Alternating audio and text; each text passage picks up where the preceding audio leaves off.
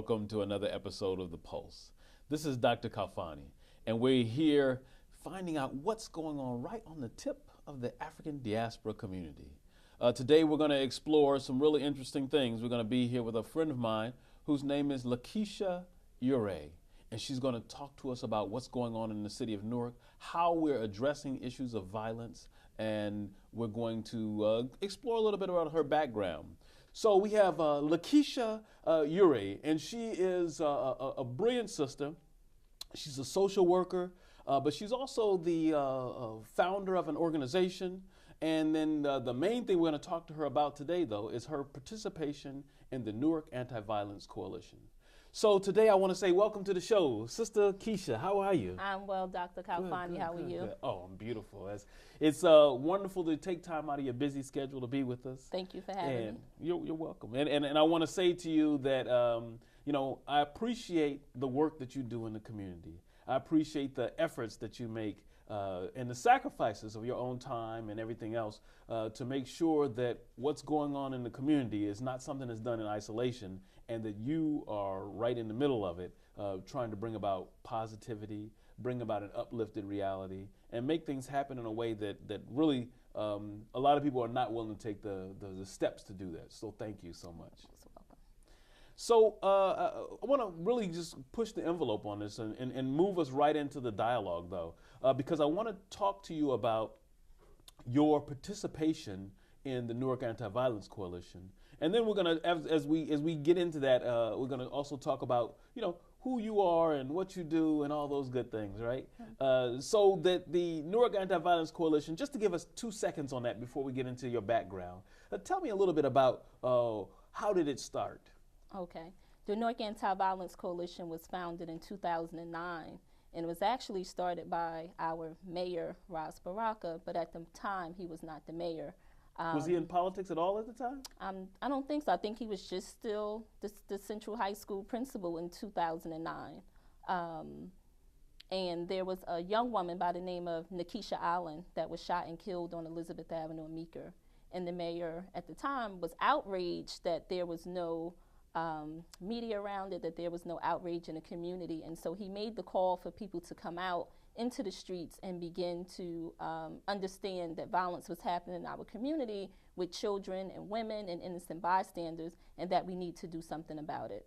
And so from that point is kind of how the Anti-Violence Coalition started, where they began to get in the streets on a weekly basis and stop traffic and interrupt traffic. Because a life has been interrupted, you go right into the community where the violence takes place, and you let the people know that violence has happened here and we're not going to tolerate it. And it's not going to be business as usual. Okay, good. So now you got involved in like 2011, right? Right. And that started in 2009, you said? Yes. So if we take back really to look at how you got involved in that, right? So let me go way back first. And your your upbringing, because I want the people to know who you are and how you got to this place, to being involved in something that was so that had such a spark in the city of Newark, and it continues to have that spark. So tell me a little about your upbringing. Did you grow up here in Newark? Yes, born and raised in the city of Newark. I lived in the West Ward for probably all of my life, and continue to do work there and continue to reside there. I have always had a passion for the city. I went away to college in 1997 to Ramapo, and I was active on the campus in a lot of the black issues there. And then I came back to Newark. No. Let's talk about, you said you were active on campus. So give us some flavor about what that meant. So we had Ebony Women, which is an organization there for African American women or black, women. We had Brothers Making a Difference. We had something like a black student union, but at the time we didn't have one. But I was involved in just kind of student leadership. I was a RA there. I was involved in any and everything that was going on campus at the time. And if there were, any injustices going on, then I was kind of the lead on some of that stuff. So I've always had an activism spirit, just didn't know what my purpose was at the time. Okay. So that, I mean, that's a good place to think about, right? That you found your the way in which you were going to be involved, the types of things that you were going to do, and that your activist spirit transformed into actual action. Absolutely. Right. And so that if we think about it transforming into actual action, then that on one level, that what that means is that you then began to do things with lots of folks on community and in the community, and that involved itself in you even starting a sorority on campus. Is that right? Absolutely. Okay. So wait now, Miss Founder. So tell us the name of the organization and give us a little background on what that was about. Okay, so the sorority is Beta Kappa Sigma. It's a Black and Latina organization. But at the time, maybe in 97, 98, 99, before we actually got the incorporation, we started out as just a sweetheart group to Beta Kappa Psi, Black and Latino sorority. They were founded at NJIT in 1992. So they were already around. And so we began to, do things with them. And so within like 2 semesters at Ramapo College and at King University, we grew exponentially to like almost 50 girls within like 2 semesters. And so the administration at the time said that was illegal. We were an auxiliary organization. You have to disband. Y'all can't function.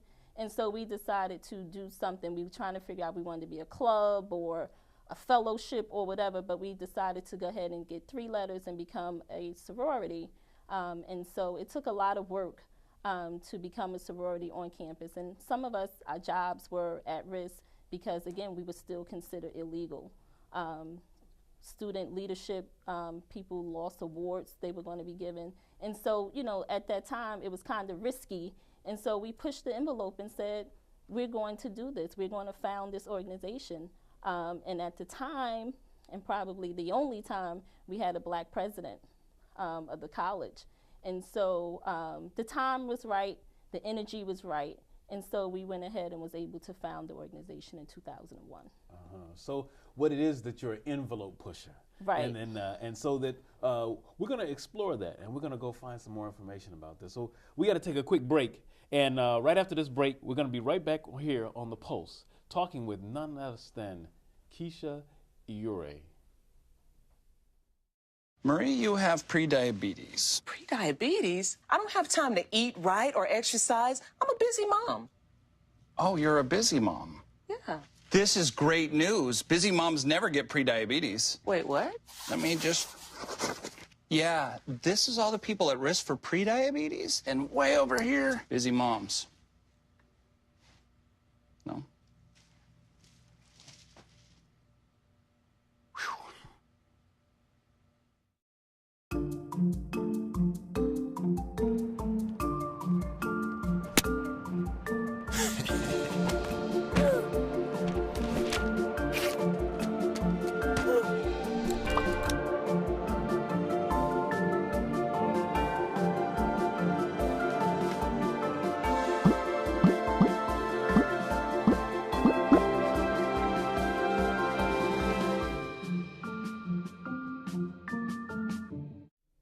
Welcome back to The Pulse. This is Dr. Khalfani, and I'm here with my guest, Lakeesha Eure.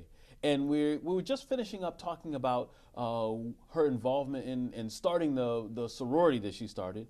The one she said was she's don't want to say troublemaker, right? That's not the word you use, is it? No.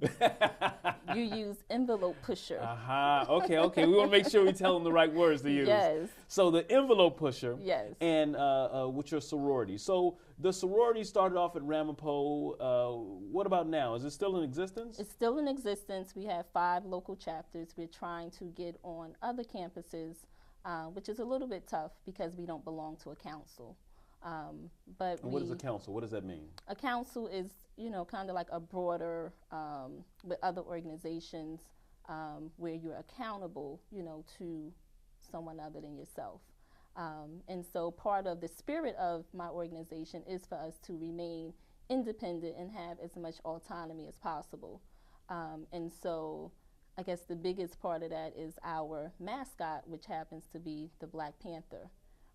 And so with that being our spirit, we like to have as much autonomy as possible. Okay, okay. So then, just kind of to wrap up with the organization, just the origin of the organization. Can you just tell me something about like what your mission is for the organization, how it differentiates from the Deltas or the any other sorority that's out there?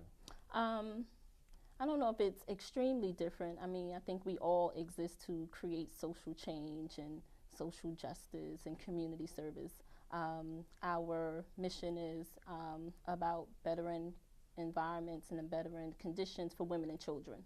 So that's our philanthropy, and that's some of the things that we do. And the biggest thing that we do is we teach around culture, and that Black and Latina culture all comes from African people. And so the culture is important, and if you don't have culture, you don't have anything. Okay. And I see you kind of like the Panther idea, because I from what I recall, that you might have been involved in the New Black Panther Party for a little while there, huh?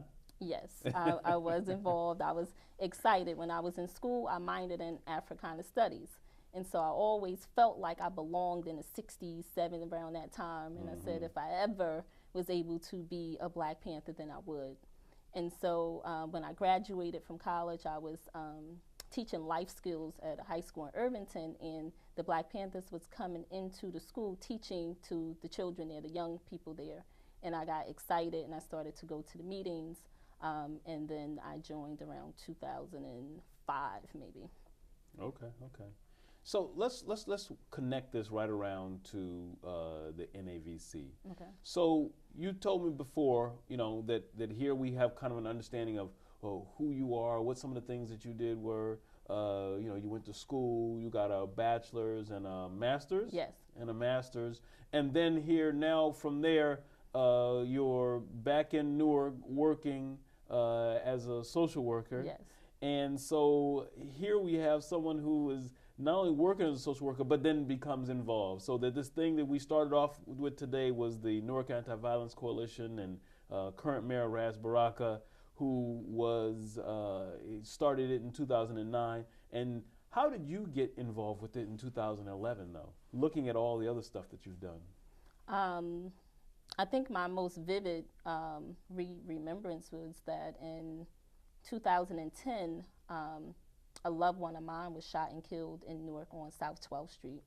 And he was like over money. And so I think that hurt and the loss kind of forced me to say that I needed to do something or be involved in something around violence. And right at the time, the Anti-Violence Coalition was already moving and shaking. They were doing rallies, and they were, you know, very visible already in the streets. And so I began to attend and go to the rallies and the meetings. They were having meetings at Weequahic High School and just different places in the community. And so my passion and my hurt and the loss made me want to join the coalition. And so what do you do today with the Newark Anti-Violence Coalition? I'm the chairwoman for the Anti-Violence Coalition. We decided to, you know, make it a little bit more formal and start to have positions and all of those things, because when we were in the streets doing our rallies on a weekly basis, when the police would come and we were blocking up traffic, they would say, well, who's in charge? And we would say, we're all in charge. And so we realized that we all can't be in charge, and that there needs to be a point person to be able to mediate and negotiate some things for us. Mm-hmm. And we held an election, and I was elected to be the chair. Over the last 2 years or so, I've been the chair. So what is your vision as chair of this organization that kind of grew out of this grassroots founding?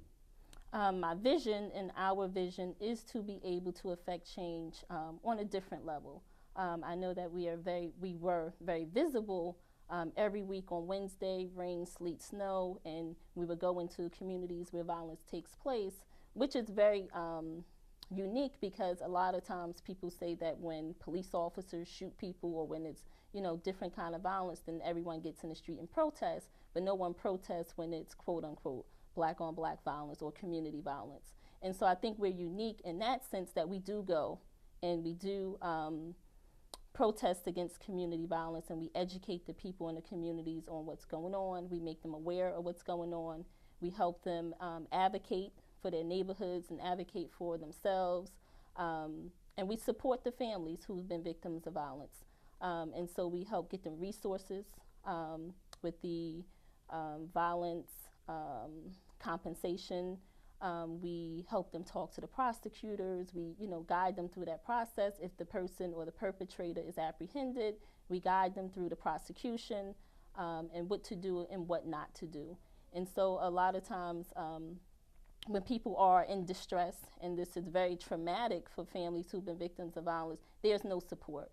And so support is like the huge and probably the biggest thing that I think that we've been successful at. And being visible in the community, in the streets, and people trust us, and people trust that we have their best interests at heart. Most of the people and the members of the Newark Antiviolence Coalition have been victims of violence themselves, or have been, the family members have been. So it's kind of a peer model that we use, that I've been there, I've been through it, let me help you. And so I think that it helps with the credibility. We're not funded by any grants, and so the passion and the work of it is truly a thankless work, but it's truly a people's work, and it comes from a place of need and not a place of we're getting paid for it and it's something we have to do. Well, I mean, I think that's powerful, and I want to come back and talk about where you guys are headed in a minute. But for right now, we're going to take another quick break, and we'll be right back on The Pulse.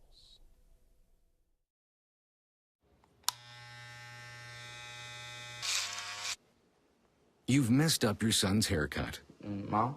Do you A, try to fix it? Like it never happened. B, work with what you got? Or C, show solidarity? Thank you, baby. As a parent, there are no perfect answers. But you don't have to be perfect to be a perfect parent. Thousands of teens in foster care will love you just the same.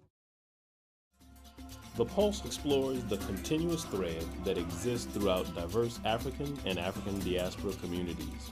We will have personal interviews, demonstrations, and entertainment. The Pulse holistically and critically looks at economics, politics, education, art, sports, and health. Join us as we explore the connections between African Americans and African descendants from around the world on The Pulse. Welcome back to The Pulse. This is Dr. Khalfani, and you're here with me and my special guest, Lakeesha Eure. We're here talking about all the things going on in the city of Newark, and she is a brilliant young activist, and we're excited to have her with us here today. Once again, I want to just say thank you, first of all, for joining us. And but I want to pick back up on where we were. We were getting into some of the things that the NAVC, which is the Newark Antiviolence Coalition, that they're doing. But I also want to think about policy, right? Okay. So how does what you all do influence policy? And I know the mayor has adopted a new community police review board that's supposed to have even subpoena power. So how do you all see that, and how are you involved in that? I'm actually really, really excited about that, because when you are out there and you are visible and you're able to have people see you, then you make decisions on things, and then people trust you, and so people kind of follow you. So the leadership and the visibility of the NAVC has affected some policy because we have demands. And so in the past, our demand was Gary McCarthy must go. And that was our first demand, and we were able to make that happen. I don't know if it was us alone, but we were pushing that card. And so when you have demands, you're able to affect policy. And so the mayor has done the Civilian Complaint Review Board, and we were able to go to a hearing and speak up about all of the work that we do and why we should be a part of that, because we represent the voice of the people who have been affected by police brutality, and that people in the community trust us. And so we are able to affect that. And also violence as a public health issue. And so when you're on the grounds and you're doing work, then you're able to have a voice, and your voice can affect change and can affect policy, or you get a say-so at the table on policy.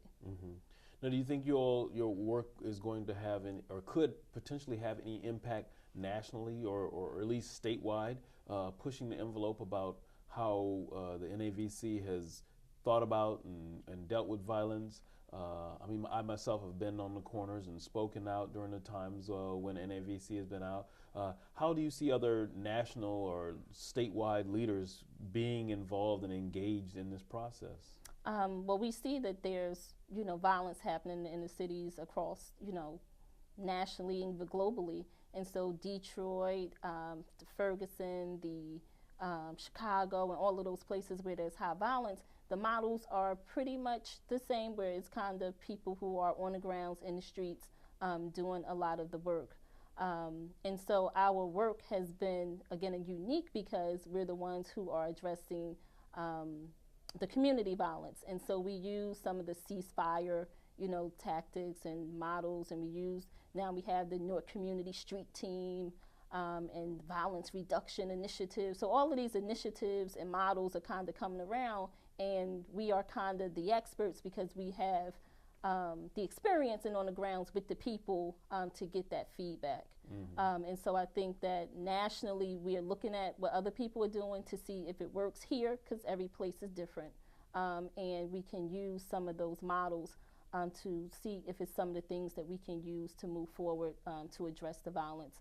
More so on a prevention level is really what we want to do versus being reactive to it.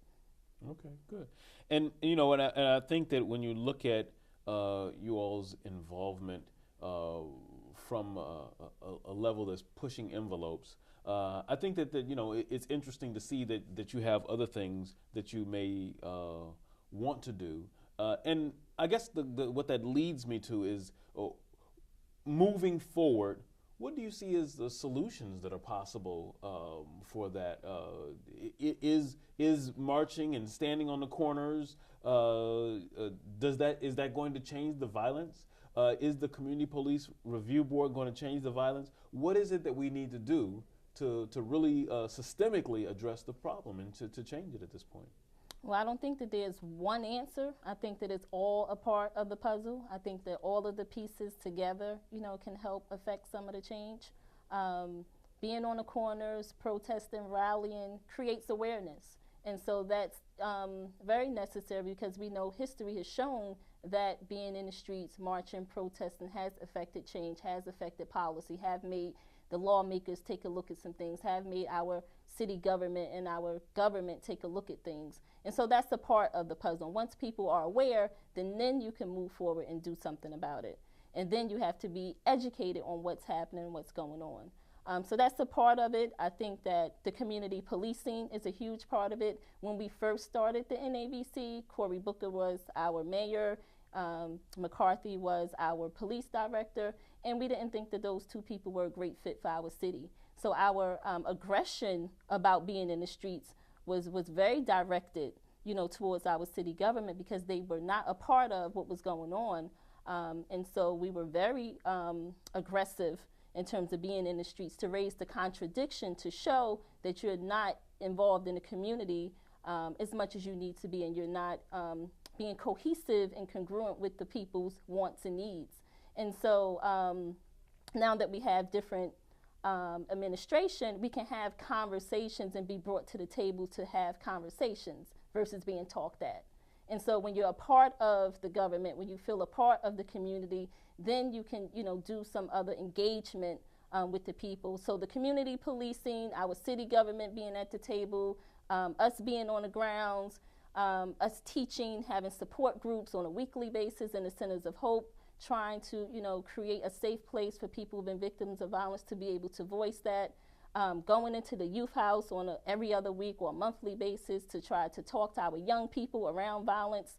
Just all of the pieces. We're on college campuses doing social awareness programs because college students are in college, but you have a community to come back to, and you need to know what's going on. Talking to people nationally, being at the conferences, all of those things are a part of the puzzle. Okay. So that leads me to one other thing that you've been working on, and I see it really interesting. I got this little sign over here, and it says, follow dreams, not crowds. And so the Department of Well-Being in the city of Newark. I think that's pretty cool. Absolutely. So tell me a little bit about these signs and what your involvement is. Well, there was an artist named Killy Kilford who created these signs, and he was out in New York. And he launched them in New York, but then I don't think that it had the impact that he wanted it to have. And so he saw one of the rallies that the NAVC did on the news one day, and he said he wanted to work with our group to see if the signs can be helpful in terms of helping to create a better quality of life for, you know, the people in the community. So we did some workshops in the youth house, St. Benedict, Central High School, and some of the schools to get the young people to come up with some of the sayings to see if it's something that we would be able to use. So we did the workshops, we came up with 10 of the best, you know, sayings, and we presented it to the mayor to ask him, is this something that we can put up in the city? And so we put them up, the Anti-Violence Coalition put them in areas where violence was the most prevalent to see if we would be able to have some positive changes with positive sayings. Okay, so I mean, I guess in the end, you have a multi-pronged strategy, right? Right. And that you do the rallies, you're working with the government, and you have these signs, and so that there's more to be done is the main thing we can see. There's always more to be done. There's always more to be done. Well, first and foremost, I want to thank you for your commitment and your work. And now the folks out here can see the type of work that you've been doing. They can see that there's a face to go with the type of work that needs to be done. And I want to just say thank you so much. Thanks for coming on the show. Thanks for having me. And thanks for being a great advocate for our community in the city of Newark. Thank you.